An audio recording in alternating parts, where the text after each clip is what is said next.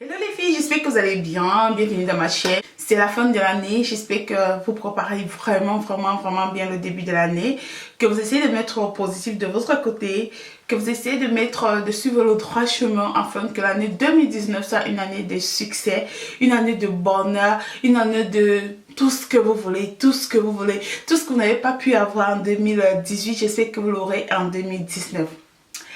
Bon, avant de commencer la vidéo, puisque je vais beaucoup parler, je vais répéter, puisque je l'ai déjà dit dans l'une de mes vidéos. J'ai une dent, c'est pas carré, je pense qu'on dit ça comme ça, mais c'est une dent qui est restée tachée lorsque j'étais, c'est la mâchoire en fait.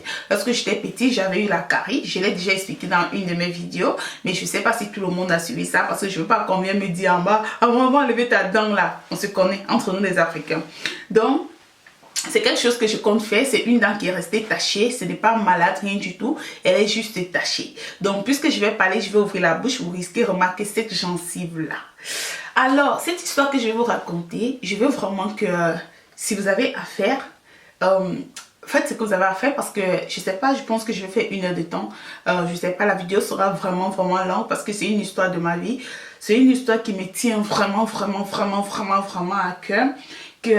C'est un message que je voudrais passer en fait à certaines personnes qui se reconnaîtront et je profite aussi pour raconter un peu mon histoire, l'histoire de ma vie. Donc si vous êtes en train de cuisiner, mettez votre téléphone quelque part et écoutez la vidéo, ou si vous êtes en train de manger, je sais que beaucoup ne sont pas en train de travailler vu que c'est les fêtes, vous êtes en train de manger ou vous êtes en train de faire n'importe quoi parce que l'histoire sera vraiment longue. En fait, je vais vous raconter mon histoire, l'histoire de ma vie, l'histoire qui a fait de moi ce que je suis aujourd'hui. Comme j'ai tendance à vous répéter que personne ne m'a fait, je me suis fait toute seule. C'est un peu ça que je vais vous raconter aujourd'hui. En fait, au dernier moment, je me suis dit, Amour, tu fais les vidéos. Tes vidéos, c'est quoi en fait le but? Je pense que le but devrait être de partager en fait ton aventure, de partager en fait tes mésaventures avec des personnes qui te suivent. Que ce soit des personnes plus âgées ou que ce soit des personnes plus jeunes que toi pour qu'ils essayent un peu de, voilà, ça peut les apporter quelque chose de plus dans leur vie. Donc du coup, je me suis dit, pourquoi est-ce que je garde certaines choses pour moi qui pourront aider certaines personnes? Pourquoi est-ce que j'ai peur d'être jugée? J'ai peur que les gens vont dire en bon. J'ai peur. Non, alors du coup, j'ai dit, il faut que je commence à vous raconter, à parler avec vous de certaines choses qui me sont personnelles, dont je me dis que ça peut, voilà, certaines personnes peuvent tirer certaines leçons par rapport à mes histoires, aux histoires de ma vie en fait. Donc aujourd'hui, je vais vous parler de... Comme vous avez vu le titre, comment j'ai pu construire mes maisons en moins de 26 ans. Donc, je vais commencer vers le début pour que vous puissiez un peu comprendre, ok? En fait, j'ai grandi avec ma mère, comme beaucoup d'entre vous le savent. J'ai grandi avec ma mère, je n'ai pas grandi avec mon père. C'est une autre histoire que je vais vous raconter. J'ai connu mon père à l'âge de 19 ans, donc voilà, lui, c'est une autre histoire dont je vais vous raconter, comme j'ai dit déjà 2 fois. Alors, ma mère, c'était très difficile avec nous. Ma mère, elle s'occupait de nous, nous étions 5 et c'était très dur. Vous imaginez une femme qui a... Nous sommes 6 en fait, et même mon grand frère, il était avec ma grand-mère. Donc, vous imaginez une femme qui a 5 enfants pour elle seule, qui ne travaille pas, qui n'a pas un boulot vraiment, il fallait faire le commerce. Aujourd'hui tu vends ceci, demain tu vends cela, ainsi de suite. Donc sincèrement, j'ai vécu une enfance pas rose. J'ai pas vécu une enfance rose comme certaines personnes qui ont cette chance là, mais je remercie Dieu parce que grâce à ça, ça m'a rendu aujourd'hui une femme forte. J'ai vécu une enfance très dure et ma mère était un peu cette femme là qui essayait de tout faire pour que ses enfants soient bien, pour que ses enfants ne manquent de rien pendant les fêtes. On essayait toujours d'avoir nos poupons, nos habits et ainsi de suite. Donc c'était une enfance dure, mais c'était une belle... Aujourd'hui, je dis bravo à ma mère. Si elle pouvait être là, je lui donnerai un gros bisou et je lui dirai félicitations pour son travail. Parce que je sais que malgré que je n'ai pas vécu avec un papa, j'ai vécu juste avec ma maman, je sais mon éducation. Et je dis bravo à ma mère parce que sincèrement, elle a réussi sur ce coup-là. Alors voilà que c'était trop dur, comme je vous disais, et j'arrête d'école. Je décide d'aller en Guinée équatoriale, puisque je partais déjà en Guinée équatoriale depuis l'enfance, à l'âge de 14 ans, 15 ans, je partais déjà en Guinée équatoriale. Donc du coup j'ai dit à ma mère, voilà, je vais arrêter l'école, je vais t'aider, je vais voilà, je veux plus aller à l'école puisque c'était trop difficile. Ma mère elle dit ok. Donc voilà comment je vais en Guinée équatoriale où il y avait mes grands-mères, donc je vais dire les sœurs à ma grand-mère, et il y avait là-bas mes tantes, mes oncles, tout. J'arrive en Guinée équatoriale je vais d'abord vivre chez ma tante, ce n'était pas que la petite soeur à ma mère en fait, et ce n'était pas trop rose chez elle. Du coup, puisque moi déjà, depuis l'enfance, je n'avais jamais habité avec quelqu'un, j'avais toujours habité juste avec ma maman. Donc là, du coup, c'était pas très rose, c'était un peu dur vivre, c'était un peu dur, c'était vraiment dur, les comportements et tout. De ma tante et de ses enfants, c'était vraiment difficile. J'ai pas envie de narrer ça ici parce que je ne garde pas rancune de ma tante, c'est la vie en fait, et j'ai oublié ça, c'est le passé, c'est juste qu'en parlant je passe dessus. Donc voilà, après je suis allée habiter chez mon oncle aussi. Chez lui aussi c'était pas du tout rose, c'était aussi très dur chez lui parce que en fait ce n'est pas que mon oncle il se comportait, en fait c'était que en fait, je rapportais, je l'aidais, mais il ne reconnaissait pas que je l'aidais. Parce que j'avais un copain qui m'aidait beaucoup et mon oncle qui ne travaillait pas. Mon oncle il est très jeune, même actuellement il est plus jeune que mon mari. Donc mon oncle qui ne travaillait pas, les gens croyaient que c'était mon grand frère. Et du coup moi je l'aidais, et ce qui m'énervait c'est qu'il ne reconnaissait pas que je l'aidais, il ne disait à personne que j'aidais, alors moi ça m'énervait et tout. Donc il disait c'est lui qui me fait tout, c'est lui qui fait ceci, c'est lui qui fait... Et moi ça m'énervait. Bref, j'ai fait 6 mois sans rien faire, j'ai cherché le travail, je ne trouvais pas le travail, je partais de partout, je voulais tout faire, tout faire, c'était très dur, je voulais aider ma mère. Chaque jour je me réveillais à 5 h du matin, je m'asseyais et je disais Dieu, si tu existes, donne-moi le travail, fais en sorte que je puisse aider ma mère, que je puisse aider mes soeurs. Tous les matins je priais comme ça. Alors je rencontre un monsieur qui me faisait la cour et je lui dis donc voilà, franchement j'ai un copain et tout, mais ce qui m'intéresse en ce moment c'est avoir un travail, c'est avoir un job, parce que je ne veux pas compter sur les poches de quelqu'un. J'ai ma maman qui souffre, j'ai mes soeurs et tout, j'aimerais les sortir de là, j'aimerais vraiment les aider. J'avais 20 ans et le monsieur me dit franchement c'est très sage de ta part, beaucoup de filles de ton âge aimeraient avoir la vie facile, au lieu de penser au travail, elle aimerait faire autre chose. Voilà, tu m'as refusé, moi qui a beaucoup d'argent et tout, parce que tu me proposes de te chercher le travail. Alors monsieur me dit ok, il n'y a pas de problème, il va m'aider à me trouver un travail. Alors du coup, c'est comme ça, quelques jours après, le monsieur m'appelle, il me dit d'aller dans cette société-là, que j'arrive là-bas et je dis que je viens de sa part. J'arrive dans la société, je crois que le superviseur de la société, c'était un Camerounais. Je ne vais pas prononcer son nom parce que ce que je vais dire après risque d'être un peu grave. Donc je lui dis voilà, je suis envoyée de telle personne et tout. Il me dit ok, mais avant il faut que tu ailles d'abord faire une formation en informatique avant de revenir. Il faut que j'aille faire une formation en informatique avant de revenir. J'ai dit ok, pas de problème. Ça me prend combien de temps? Ça me prend 6 mois. C'est un grand supermarché. En fait, c'est le monsieur, le propriétaire du magasin. Il a des magasins partout en Afrique, même en Europe. Donc, il a une société de fabrication de fromage aussi. Je vais m'abstenir de préciser la société. Et pendant 6 mois que je dois faire la formation en informatique, en même temps, je me dis non, je ne peux pas rester sans rien faire. Je viens dans la société, dans le magasin, pour aider à emballer les produits. J'emballe les produits. Et les filles, les caissières, elles me donnent 500, parfois elles ne donnent rien, mais je venais pour emballer. J'ai fait comme ça pendant 6 mois. Pendant que je faisais les cours d'informatique, tous les soirs je venais emballer, on ne me donnait absolument rien. Je suis restée. Après mes cours d'informatique, je suis revenue. J'ai vu le chef, il a commencé à faire bizarre, un genre à tout. Le superviseur, il ne voulait pas m'embaucher. Je me suis dit, mais qu'est-ce que j'ai fait? J'ai fait 6 mois ici, on ne me donnait absolument rien. Et je me demande qu'est-ce que je suis en train de faire. Donc du coup, j'ai pris, je suis partie, j'ai pris mes claques, je suis partie. Alors quand je pars, je rappelle le monsieur. Il m'a dit oh ça va, tu vas bien, comment ça se passe avec le travail et tout. Je dis sincèrement, j'ai fait 6 mois dans cette société, je partais tous les jours.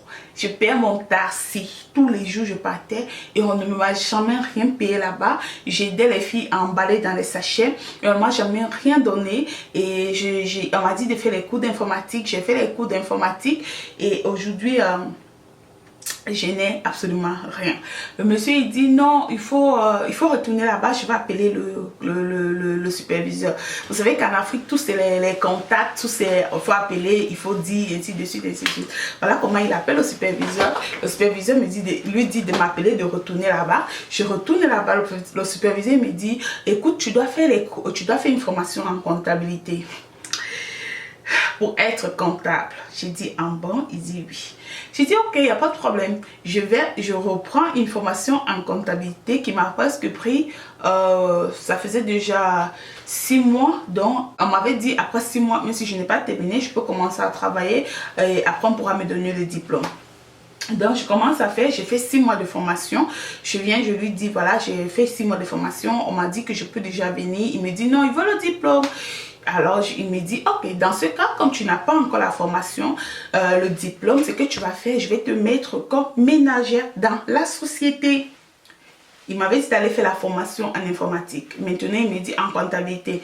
Je suis partie. 6 mois après, il me dit, il va me mettre comme ménagère dans la société en attendant que j'ai le diplôme. J'ai dit, ok, il n'y a pas de problème. J'avais besoin d'argent. Il fallait que j'aide de ma maman. J'avais mes petits soeurs qui n'étaient pas bien. J'avais besoin d'argent. Donc, du coup, voilà comment je commence à travailler comme ménagère dans la société. Je suis les bureaux du directeur, je nettoyais ses toilettes, les toilettes des employés, je nettoyais le magasin, je nettoyais les vérandas. Des personnes qui m'ont vu dans cette société quelques années plus tard, sachez que c'est comme ça que j'ai commencé. Donc je nettoyais les toilettes, je nettoyais tout. Mon travail c'était nettoyer. Et mon chef, il ne me laissait pas respirer. Je ne pouvais pas rester 2 minutes sans rien faire. Tout ce que je devais faire, c'était nettoyer les boîtes, nettoyer les places où on conserve des fruits, où on conserve des légumes. Il fallait seulement que je nettoie. Donc, je partais au travail le matin à 7 h et je retournais à 14 h et je repartais le soir. Mon travail, c'était seulement nettoyer. Et on me payait environ, si je ne me trompe pas, je pense qu'on me payait dans les 250 000 francs. Alors, j'ai commencé à travailler comme ça. Je parlais français, je parlais espagnol. Et voilà comment un jour, le chef, il vient, il me trouve là. Il y avait ma collègue qui n'était pas là, qui était sortie. C'était son jour de repos. Et lorsque c'était son jour de repos, il fallait que moi j'aille travailler à la charcuterie parce qu'il n'y avait personne. Donc là, personne ne faisait le ménage pour moi. Mais moi, je devais remplacer ma collègue à la charcuterie quand elle n'est pas là. Il n'y avait pas de problème. Alors ce jour, je suis allée remplacer ma collègue à la charcuterie. Et le grand patron est arrivé. C'était le propriétaire du magasin. Monsieur... Oh my god, je vais dire son nom, je vais taire son nom. Il est arrivé et il a trouvé une jeune fille là à la charcuterie. Il a dit, j'étais gentille, je riais avec tous les clients, j'étais souriante, je blaguais avec tout le monde. Et il a demandé, mais qui est cette jeune fille là? On a dit, c'est la nouvelle employée. Il a dit, oh, elle est sympa.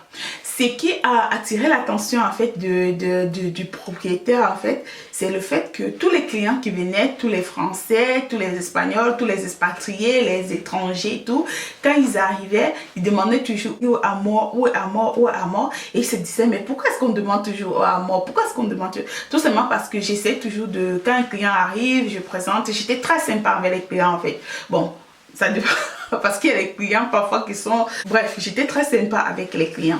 Donc du coup, voilà comment le propriétaire, un jour, il est à la charcuterie et il me trouve, j'étais là avec... J'étais en train de vendre, les clients sont venus, ils ont demandé depuis la porte, Amor, elle est là? Et puis mes collègues, ils ont dit, oui, elle est là derrière la charcuterie. C'était des Français. Et en couple, ils sont arrivés, ils ont dit, Amor, tu vas bien et tout? J'ai dit, oui, je vais bien. Le propriétaire, il était là, il regardait. Après, il dit, on veut du fromage. Après, je dis, vous prenez quoi? Vous prenez le Masdamer, vous prenez le Gouda, vous prenez le cheddar, vous prenez quel fromage? Ils ont dit, qu'est-ce que tu nous proposes? Je dis, mais prenez, je peux vous goûter pour que vous preniez à vous goûter et après, vous allez prendre ce que vous désirez. Et ils ont goûté, ils ont dit, bon, on va prendre peut-être un peu de Masdamer. Je dis, non, je vous propose de prendre un peu. Lorsque vous allez arriver chez vous, vous allez voir qu'est-ce que vous allez prendre prochainement qui va mieux, qui va vous plaire, quoi. Ils ont dit, bon, ok, donne-moi un peu de chaque fromage.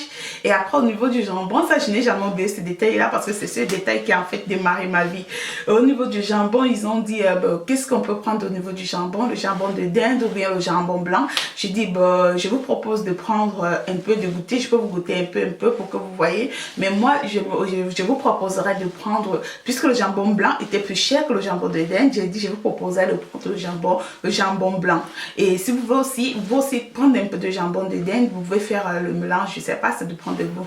Ils ont dit, ok, moi, après la cliente a dit à mon patron, celle-là, elle adore nous faire dépenser. Et puis le patron, il me regarde, il a regardé, il m'a regardé et ils ont fini de prendre. Après, il m'a demandé comment tu t'appelles. J'ai dit, je m'appelle Amor. Il dit, ah, ok, d'accord. Après, il me dit, tu es d'où? Je suis équato-guinéenne. Après, il me dit, ah bon? J'ai dit oui. J'ai dit, bon, bref, j'ai grandi au Cameroun et j'ai des parents camerounais et j'ai des parents, mes grands-parents sont de la Guinée équatoriale. Il me dit, oh, d'accord. Pendant qu'il me posait les questions, voilà, les autres, c'était un client qui sont arrivés, c'était des jeunes garçons et on vendait aussi des sandwichs. Ils m'ont trouvé en train de vendre des sandwichs. Je vous ai dit, cette vidéo est très longue. Cette vidéo, elle sera très longue parce que c'est une partie de ma vie dont j'aimerais en fait partager avec certaines personnes. Je ne pourrais pas vous raconter toute l'histoire, mais j'aimerais que ces personnes-là comprennent d'où est venu mon argent. Voilà. Donc du coup, les clients sont arrivés et ils m'ont dit c'est combien le fromage et tout. J'ai dit c'est combien le sandwich et tout. J'ai dit je crois que c'était 500 francs. J'ai dit c'est 500 francs. Ils ont dit quoi? 500 francs c'est trop cher. J'ai dit bah partez là-bas, dites que vous n'avez pas l'argent. Ils disent quoi moi? On n'a pas l'argent? Donne-nous tous les sandwichs là. C'était environ 7 sandwichs et j'ai dit ok prenez tout. Et ils ont pris tous les sandwichs. En fait, ils étaient en train de vouloir partir quand je dis, bah, dites que vous n'avez pas l'argent. Et ils sont revenus, ils ont dit, donne-nous tous les sandwichs là. Et mon patron, il a vu. Alors, quand il voit, directement, il est allé au bureau. Il a dit, qu'est-ce que cette jeune fille fait dans cette société? Le directeur de la société, il a dit, elle est ménagère. Il a dit, bah, à partir d'aujourd'hui, elle n'est plus ménagère. Elle est charcutière. Voilà comment je quitte de ménagère à charcutière. Alors, je deviens charcutière. Je n'ai pas encore obtenu mon diplôme de comptabilité, mais je suis déjà charcutière. Et mon salaire augmente de, je crois, 25 000 francs, quelque chose comme ça. Mais j'aimais beaucoup le travail de charcuterie. C'était quand même mieux que le travail de ménagère. Donc, du coup, j'étais contente et tout. Mais le patron n'osait pas me dire, mon superviseur n'osait pas me dire que le grand patron a demandé que je devienne charcutière. Parce que la charcutière, elle avait déjà fait presque 4 ans dans la société. Elle était charcutière. Et une qui vient d'arriver il y a à peine quelques mois, on lui dit c'est elle qui doit être charcutière. Donc c'était un peu difficile. Mais ce que je remarquais en fait, c'était que lorsque le grand patron arrivait, mon patron il disait toujours, mon superviseur, il m'envoie toujours à la charcuterie. Chaque fois qu'il arrivait, mon grand patron arrivait, il disait toujours, ah moi, va à la charcuterie. Et du coup, un jour, je lui ai dit, non, je ne peux pas faire deux travail à la fois. Je ne peux pas en même temps faire la charcuterie et en même temps faire le ménage. Tu dois me dire exactement ce que je dois faire parce que je ne suis pas payée 2 fois, je suis payée 1 fois. Pourquoi moi, je dois faire 2 jobs? Et les autres, chacun fait sa part. Je n'ai pas un salaire de plus. Non, moi, je ne peux plus faire comme ça. Il m'a dit, bah, je vais te dire la vérité. En fait, le grand patron, il a dit que tu dois aller à la charcuterie. Donc, voilà comment moi aussi, j'étais embarrassée parce qu'en fait, la fille, elle avait fait longtemps là. J'ai dit à mon chef, je ne peux pas prendre sa place. Je préfère en fait que si on peut nous diviser les jours, c'est un jour que moi, je fais la charcuterie et elle fait le ménage. C'est un jour que moi, je fais le ménage et elle fait la charcuterie. Donc, voilà comment on commence à manager. Alors, je travaille comme ça pendant environ 6 mois. Mon diplôme de comptabilité sort et voilà comment le grand patron demande, le grand patron, il revient quelques mois après et il dit bah, écoute, il faut qu'Amor elle aille à la caisse. Comme ça. Les gens ont commencé à dire, peut-être qu'il est amoureux de toi, peut-être, mais j'étais une petite fille, j'étais très sympa. J'étais la seule qui, quand il venait, je lui demandais comment vous allez, comment vous avez passé le voyage et tout, comment va votre famille et tout. Donc, du coup, le grand patron, il s'est attaché à moi en fait. Il a commencé à avoir de l'affection fraternelle envers moi et tout. Donc, voilà comment je commence à la caisse. Alors, je commence à la caisse. En tant que bonne Camerounaise, je regarde à gauche, à droite, en haut, en bas. Je vérifie de tous les côtés. Je me rends compte que je pouvais gagner dans cette société-là. Je pouvais gagner dans cette société-là, que ma vie dépendait de cette société-là. Et alors, un monsieur commence à me faire la cour. Il vient, il dit à mon chef que voilà, qu'il veut me connaître et tout et tout. Mon chef, il vient me dire ça. Et c'était un monsieur qui avait il avait beaucoup d'argent et il avait du pouvoir au niveau du Cameroun. Je vais dire ça comme ça. Alors, le monsieur commence à me faire la cour. Mon chef maintenant, qu'est-ce qu'il fait? Il veut que j'accepte le monsieur. Et je dis non, je peux pas accepter le monsieur. Et j'avais mes raisons à moi. Du coup, mon chef, il essaie de me convaincre parce qu'il voulait les relations avec ce monsieur. Vous savez, voilà, le Cameroun, l'Afrique, c'est les relations. Tu n'as pas de relations, tu peux pas avancer. C'est comme ça. Je sais pas, c'est comme ça.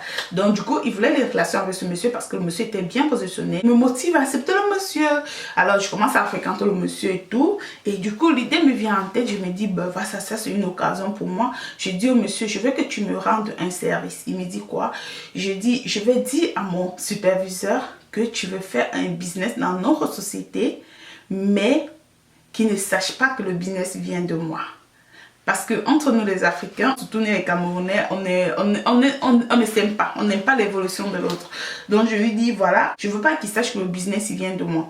Alors il me dit, qu'est-ce que tu veux faire? Je lui dis, j'ai un certain montant d'argent que j'ai déjà gardé. J'avais, je pense, environ déjà 1 million, quelque chose comme ça, ou 1 million quelque chose. Mais je veux que tu m'aides aussi avec comme un 500 000 francs. Je vais envoyer de l'argent au Cameroun.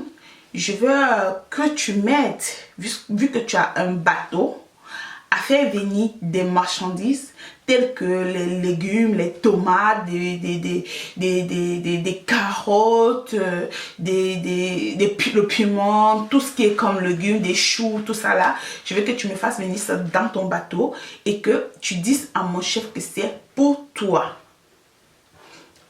Le monsieur, il dit, ok, c'est une très bonne idée. Voilà comment il va voir mon chef. Il dit à mon superviseur, je veux faire un business avec toi. Je veux que les trucs, ils vont venir du Cameroun, mais je veux pas que ça aille plus que toi. Il faut que ça reste entre toi et moi. Si ton directeur demande, tu peux lui dire que c'est pour toi, ça dépend. Mais je veux que tu m'aides. Mon superviseur, puisqu'il voulait les relations avec ce monsieur, il accepte. Cette collaboration, je vais appeler ça comme ça, je sais pas. Donc, il accepte et c'est comme ça que j'envoie de l'argent au Cameroun. On m'achète des paniers de tomates, de choux, des légumes, plein de légumes. On fait venir ça dans le bateau du monsieur et puis on m'apporte dans la société. Et le chef, en fait, il nous a demandé, nous les caissières, que ces produits ne doivent pas être, l'argent doit être mis à part. Ok? Donc voilà comment j'ai commencé à gagner mon argent. Toutes ces personnes qui m'ont saboté là, voilà comment j'ai commencé à gagner mon argent. Je ne gagnais pas le double, mais j'ai gagné le triple de ce que j'ai dépensé à cet âge-là. Et le deal avec le superviseur, c'était qu'on lui donnait 150 000 francs toutes les semaines. Donc, toutes les semaines, il avait droit à 150 000 francs, entre 150 000 et 200 000. Ça dépendait de ce que la marchandise produisait. Donc, voilà comment j'ai commencé à avoir de l'argent à cet âge-là.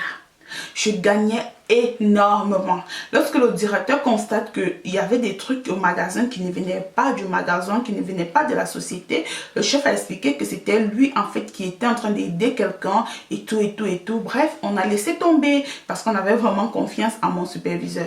Alors je commence à gagner de l'argent de cette façon. Je gagnais énormément d'argent à cet âge-là. Je fais cela pendant 1 an. Je me retrouve avec 6 millions de francs CFA d'économie.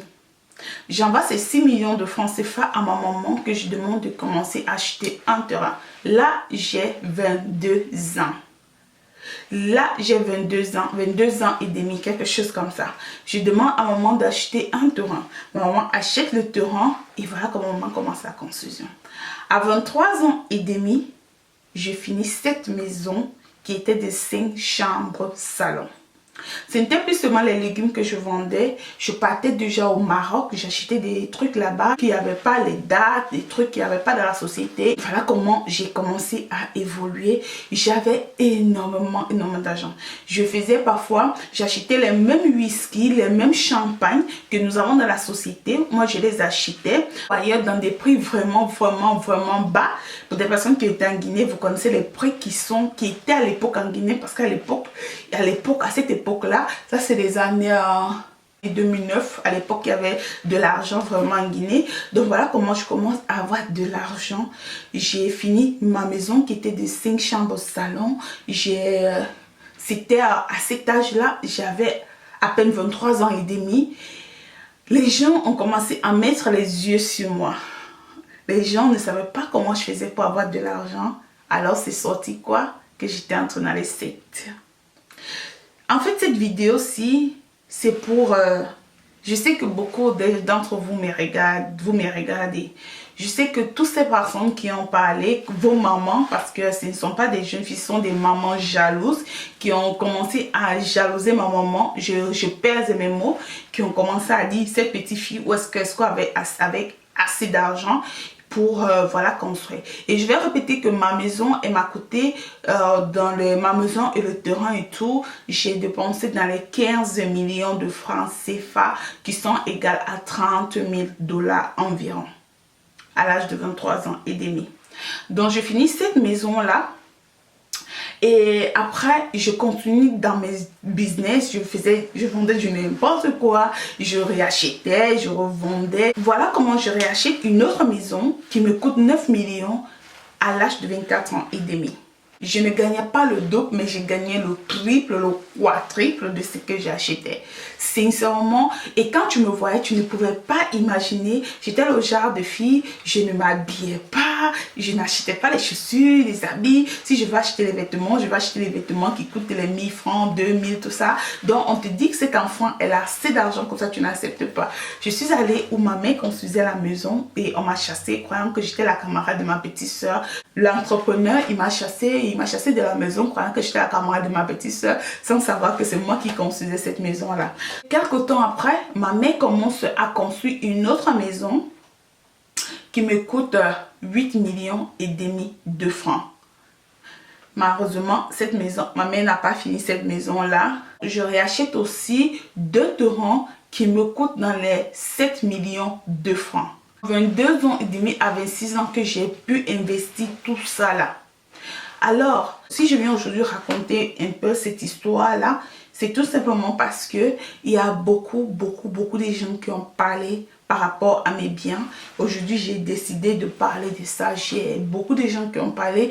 J'ai été accusée des trucs diaboliques, des trucs atroces venant des gens très méchants, dont je vais vous raconter dans une autre vidéo. Si aujourd'hui, je viens raconter tout ça, c'est pour vous dire que comment est-ce que j'ai commencé à gagner mon argent. Je faisais mon business et je me suis très bien en sortie. Et ce qui m'a tué, sinon aujourd'hui je serais loin, vraiment loin, c'est le décès de ma mère en 2011. Ma mère décède en 2011 suite de l'AVC. Ma mère depuis longtemps, elle souffrait. C'est une autre histoire que je vais vous raconter dans une autre vidéo. C'est fini, c'était fini. C'était fini, j'ai décidé de tout abandonner. Donc avant ça déjà, avant la mort de ma maman, je partais déjà en Afrique du Sud, j'achetais les trucs là-bas. Donc du coup, lorsque maman décède, je décide d'aller vivre en Afrique du Sud. Je ne voulais plus travailler, je ne voulais plus rien faire. J'ai dit tout ce que j'ai fait dans la vie, c'était pour ma maman, c'était pour que nous changeons. Comment ça s'est fait qu'aujourd'hui elle s'en va et tout. Ça a été un coup... Ça a été une catastrophe pour moi, une catastrophe. Donc voilà comment je décide d'aller à l'ambassade des États-Unis pour demander le visa. On me donne le visa des États-Unis. Je viens ici en 2011 et je passe une semaine de vacances. Je retourne travailler. Je n'étais pas bien, je voulais plus travailler, je voulais boire, je n'ai jamais bu d'alcool, mais j'ai compris après la mort de ma mère que je ne boirais jamais d'alcool parce que j'ai essayé rien. J'ai voulu, si c'était possible de prendre de la drogue, j'aurais pris parce que j'étais mal, j'étais hyper mal, je me sentais seule, vous savez, quand ta mère vit, tu te dis, bah, voilà, tu la vois là tout le temps, tu n'imagines pas l'importance qu'elle a pour toi. C'est quand elle s'en va que tu dis, oh my God. Donc, ça a été très dur. Alors, je continue à travailler. J'ai créé une situation. Je suis malade, j'ai mal au ventre, je voulais sortir, je voulais plus travailler. On m'accorde 2 semaines de vacances pour que j'aille me traiter. Et je reviens aux États-Unis. Je fais aux États-Unis, voilà, 10 jours, je retourne. je recommence encore à travailler. J'avais encore des marchandises, j'avais encore plein de marchandises qui étaient là. Et après, je sais plus combien de temps, je décide encore de venir aux États-Unis pour faire, je pense que c'était un mois. Là, sincèrement, je voulais plus travailler, je m'en foutais sur mes chasses et tout. Et je viens aux États-Unis, je fais un mois. Et pendant ce temps, je me suis dit, bon, il faut que je retourne pour que je puisse vendre mes trucs qui restaient. Mes trucs qui restaient, je liquide ça, je vends ça partout pour venir m'installer aux États-Unis. Donc voilà comment je retourne.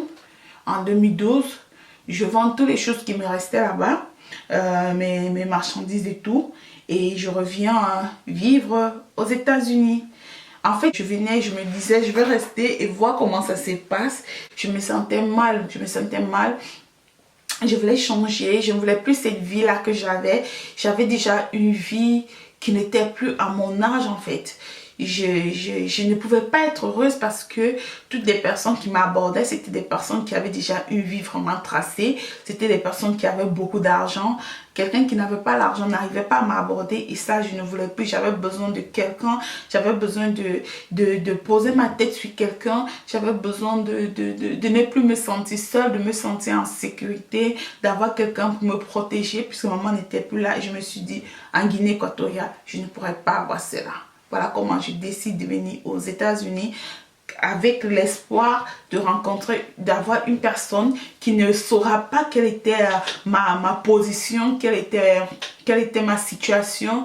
Et lorsque j'étais en Afrique, cette personne va m'aimer, va aimer cette petite fille-là, cette jeune fille-là que je suis, et qu'il soit pauvre, qu'il soit... Tout ce que je voulais, c'était une personne que mon cœur va choisir. Je me suis donné un temps que je vais faire. Et après, si je ne vois que je ne rencontre pas cette personne-là qui va me faire rester ici, je vais retourner. Tu vois. Donc, je viens et voilà, je rencontre mon homme. Et la relation commence, mais... il avait ce comportement et tout, mais vous savez, quand tu es déjà habitué avec la belle vie, déjà habitué avec la vie, que tu ne manques pas d'argent, tu as à ton âge, tu te sens capable d'acheter tout ce que tu veux. Et du coup, mon homme, en fait, il n'avait pas cette situation-là. Je me dis, bon, écoute, ce qu'on va faire, c'est que voilà, tu vas retourner à l'école. Donc voilà comment mon homme retourne à l'école et du coup j'ai décidé de rester aux États-Unis par rapport à lui parce que en fait j'avais trouvé en lui ce que je recherchais et tout. Et mes trucs, depuis la mort de ma mère, je n'ai plus rien avancé. Mes chantiers sont restés. Le jour que je vais partir au Cameroun, je vais vous montrer ça. Mes chantiers sont restés comme ça et je dis bah, à mon âge, si j'ai déjà 3 maisons, je pense que c'est quelque chose, je peux me reposer, fonder ma famille et puis voilà quoi. Donc voilà comment je suis restée aux États-Unis, voilà comment j'ai fondé ma famille et voilà comment j'ai pu avoir mes enfants. Si je viens vous parler de ça aujourd'hui, en fait, c'est parce que je me suis assise et j'ai dit, Amor, pourquoi est-ce que tu parles pas certaines choses de ta vie qui peuvent aider certaines personnes, qui peuvent en faire en sorte que certaines personnes puissent aussi avoir les idées. Ce n'est pas une façon pour moi de montrer que voilà, j'ai ceci, j'ai cela, j'ai ceci. Déjà, depuis que je fais les vidéos, je crois que je vous ai jamais, une seule fois seulement, je pense, je vous avais dit, voilà, il pouvait investir de cette façon et tout. Je crois que je vous ai jamais dit, j'ai des maisons, j'ai des terrains, j'ai ceci, j'ai ceci. Non, c'est pas trop mon but. Mais mon but, en fait, c'est pour... je voulais profiter de cette vidéo, puisque c'est la fin d'année, pour vous dire, vous connaissez. Vous qui me regardez, allez dire à vos parents, comment est-ce que j'ai pu avoir mon argent? Comment est-ce que j'ai fait pour avoir mon argent? Allez dire à vos parents. Et ça, dites à vos parents que le jour où je n'ai pas de parents, mais que je les verrai, on se verra et on va se regarder dans les yeux. Parce que vouloir détruire l'enfant de quelqu'un, raconter des histoires atroces par rapport à cet enfant, c'est criminel. Dites à vos parents que le mal qu'on fait à l'enfant de quelqu'un, si ça ne retourne pas sur lui, ça retourne sur son enfant. Allez dire à vos parents, comment est-ce que j'ai réussi à avoir mon argent? Comment est-ce que je me suis battue dans ma vie pour avoir mon argent et comment est-ce que je me suis en sortie. Je voulais profiter de cette vidéo aussi, c'est la fin de l'année et je voulais franchement, c'est quelque chose que j'ai envie de faire il y a longtemps. J'étais jeune, j'étais trop jeune, j'avais même pas 26 ans. Vous avez failli me détruire. Vous avez failli empoisonner ma vie. Pour des personnes qui ne vont pas comprendre d'où sont mon message, parce que je sais qu'il y a des gens qui ne vont pas comprendre voilà, de quoi elle parle, qu'est-ce qu'elle parle. Je vais vous raconter cette histoire dans une autre vidéo que je ferai la prochaine fois. Et je vais vous raconter, vous comprendrez pourquoi est-ce que je dis cela. La sagesse et l'intelligence que j'ai, c'est que j'avais cet argent, mais on ne pouvait pas imaginer que j'avais cet argent. C'est vrai que j'avais une petite voiture qu'on m'avait offerte, que mon copain m'avait offerte. Je ne gaspille pas de l'argent pour gaspiller. J'étais toujours calcul. Ceci, c'est un message que je voulais laisser avant la fin de cette année ou au début de cette année. Le jour que j'irai au Cameroun, parce que c'est au Cameroun que j'ai investi bien sûr, dans la ville des Kribi. Pour des personnes qui connaissent, c'est là-bas que j'ai investi, c'est là-bas qu'il y avait bien. J'ai une maison au bord de la mer qui n'est pas terminée. Oui, bien sûr, parce que je vous ai dit que depuis que je suis venue aux États-Unis, je n'ai rien fait, rien du tout. Et mon homme, il est retourné à l'école. Donc, depuis que je suis venue ici, les chantiers sont restés pareils. Donc, j'ai une maison au bord de la mer qui n'est pas finie. Et j'ai une autre maison qui est à 5 minutes de la mer aussi qui n'est pas finie. Et la maison qui est finie où ma famille, mais mon grand frère vit avec ses enfants. Donc, je suis fière de moi, malgré que les gens ont voulu me détruire, m'empoisonner la vie. Mais grâce à Dieu aujourd'hui, j'arrive à en parler. Ça veut dire que je commence à passer dessus. Mais il fallait que j'éclaircisse quelques détails. Dans mes classons, pour conclure cette vidéo, c'était une histoire de ma vie que je voulais partager avec vous. Comme je vous ai dit, je ne suis pas seulement ici pour vous montrer comment est-ce que je mets le noir, comment est-ce que je mets les cheveux. J'aimerais aussi partager avec vous des choses pour que vous puissiez me connaître et des choses que certains d'entre vous peuvent aussi apprendre et ajouter quelque chose peut-être dans leurs idées, dans leur vie quotidienne et tout. Donc c'est ça que je dit, je vais commencer à faire, à partager avec vous certains trucs. Je vais arrêter de dire non, Amor, ne parle pas de ça. C'est personnel, c'est ta vie personnelle, ou dire non, ne dis pas ça, les gens vont dire que voilà, tu es venu pour montrer que voilà, tu as ceci, tu as cela. Chacun peut penser ce qu'il veut. Moi, en fait, cette vidéo, je voulais la faire surtout pour ces personnes-là qui ont vraiment crucifié, qui m'ont crucifié, ces personnes-là qui vont se reconnaître, qui m'ont poignardé. J'ai voulu faire cette vidéo pour cette personne-là. Je sais que beaucoup de gens me suivent. Je sais que cette vidéo n'est pas peut-être adéquate pour ma chaîne. Mais bon, j'ai décidé, comme je vous ai dit la dernière fois, de partager, de parler, de raconter les histoires de ma vie. Je ne sais pas pourquoi je vais garder ça. Aujourd'hui, je peux être là. Demain, je ne suis plus là. Les gens me tous les jours. Et puis voilà, je dirais si je savais, je vous racontais ça avant de mourir. Non. Donc, j'ai décidé tout simplement de partager ça avec vous. Et je vais finir par dire aux gens qui sont beaucoup plus jeunes que moi ou ceux qui sont plus âgés, parce que ce n'est pas parce qu'on est âgé qu'on est intelligent. Mes collations, soyez sages, soyez intelligents. Faites de votre vie votre rêve. Battez-vous pour vos rêves. Battez-vous pour votre avenir. Ne réfléchissez pas par rapport à quelqu'un, réfléchissez par rapport à vous-même.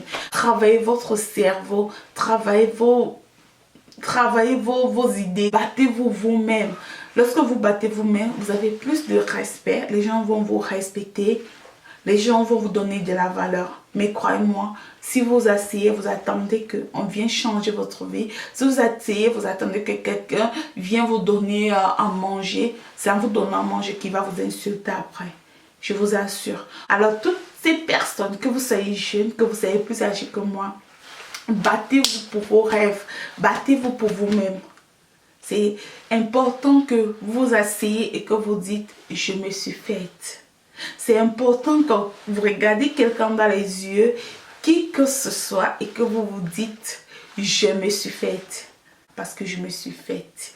Donc c'est une fierté pour moi. Il y a des situations, parfois tu n'as pas l'opportunité, tu n'as pas les possibilités de te faire, ou quelqu'un peut venir t'aider, te tirer la main, essayer de changer ta vie. Mais si tu as la possibilité de changer ta vie toi-même, si tu as la possibilité de te faire de toi ce que tu veux faire, n'attends pas que quelqu'un vienne le faire pour toi.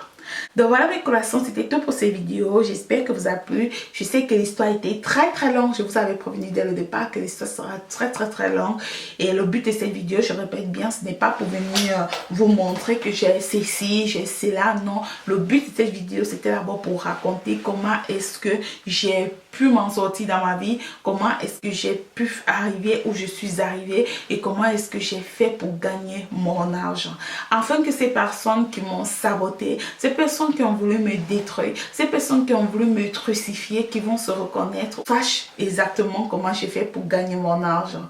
J'ai gagné mon argent d'une façon propre et claire. Vous savez, en Afrique, lorsque une jeune fille commence à gagner de l'argent, je ne les donne pas tort, ce qui est tout à fait normal au jour d'aujourd'hui parce que beaucoup de gens entrent dans les histoires bizarres pour se faire de l'argent, trempent les mains dans les histoires bizarres.